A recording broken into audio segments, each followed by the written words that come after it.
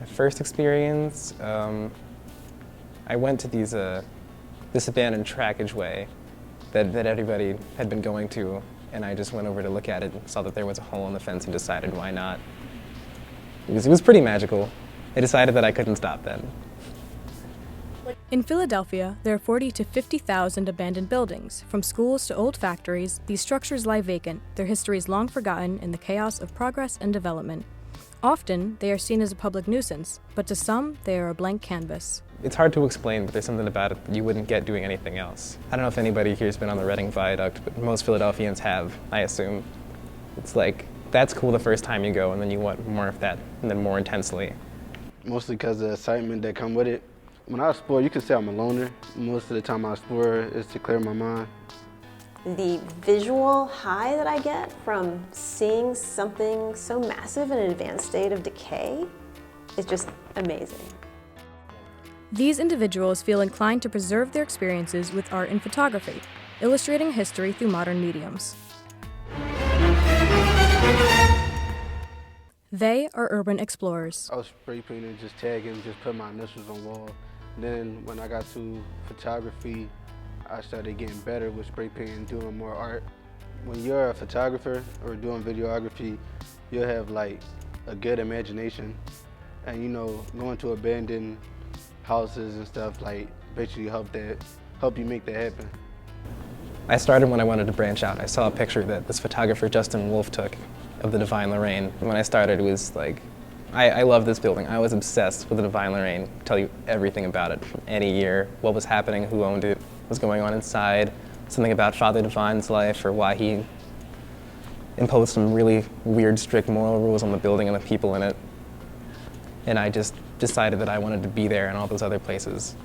I love Philadelphia. I love Philadelphia buildings. I love Philadelphia architecture. And I love Philadelphia neighborhoods. I love seeing new things. I like adventure. I like capturing these buildings before they're gone forever. Honestly, it's just for like the feeling of being in there. I don't know, there's something about it, and just being a photographer, you're able to capture that. I moved to Philadelphia in 1988 in college, and I always had a love of abandoned buildings, Philadelphia architecture, buildings in general. And back then, we would go into abandoned buildings in a very, dumb kind of way. Years later, as a grown-up, I started taking exterior photographs of abandoned buildings in a much more thoughtful way, and I made a Tumblr blog from that. And people liked it, but I was always curious about what was inside, but then I'm just one person by myself, and I want to go exploring by myself. And then I found a great group of folks in Philadelphia to go exploring with. And that's when I became addicted to urban exploration as a way of archiving or capturing Philadelphia in these buildings, because a lot of these sites are demolished eventually. Although abandoned buildings can be a muse for artists, they are often known to attract negative, sometimes criminal behavior. Abandoned buildings can attract, they're often called attractive nuisances. So they attract other sorts of nefarious or criminal behavior. So they may become places where people sell drugs or use drugs. They're often can become sites of dumping. They're often the sites of a lot of graffiti, which is a blight on the neighborhood. While many people support the excitement of urban exploration, others feel as though urbex can be intrusive and that the explorers themselves are disrespectful to the buildings and communities. But there's this sort of like voyeuristic, consumptive approach to the environment when in fact those abandoned buildings and sort of that representation of decline are not things to be taken lightly, right? They're not a playground for folks to go in and think, well, oh, this is like a fun place to be and this is an adventure.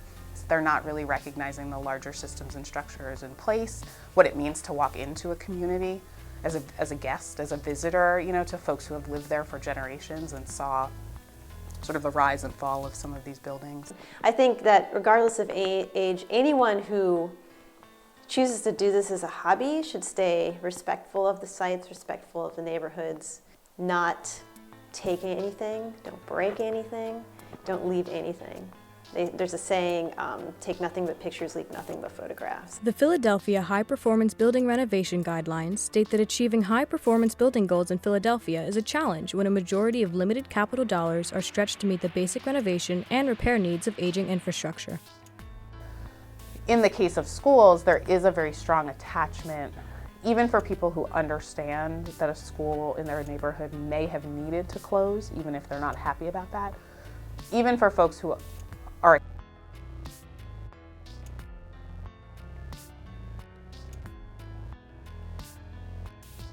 But when a building gets completely knocked down and new construction gets put in its place, like a terrible strip mall or just something really ugly, it really breaks my heart. One example is Edison High School. Edison High School was like a castle. It had gargoyles on it. And then they just knocked it down and they're putting in like a Burger King and all this, probably a dollar store, and like all this terrible new construction. I mean, what could that have been if they renovated it? In March of 2013, the School Reform Commission voted to close 23 public schools in Philadelphia as a way to deal with a $304 million budget deficit. the public sector alone cannot afford to renovate and rehabilitate the large numbers of abandoned buildings that we have in many cities, and particularly in Philadelphia. There are plans, there are renderings to renovate the Divine Lorraine Hotel. Money is not there in Philadelphia to do that. From the neighbor on the street to the mayor, and there's support for that. Still, with all that support behind it, it is still a slow-moving renovation. I would be happy if I could not do my hobby anymore, because every building in Philadelphia was bought and renovated and made into something awesome. In these buildings, their insides in ruin, creativity flourishes. Even though the decay is glorified, explorers agree that the repurposing of these structures can add a new, widely appreciated allure, without the need to demolish.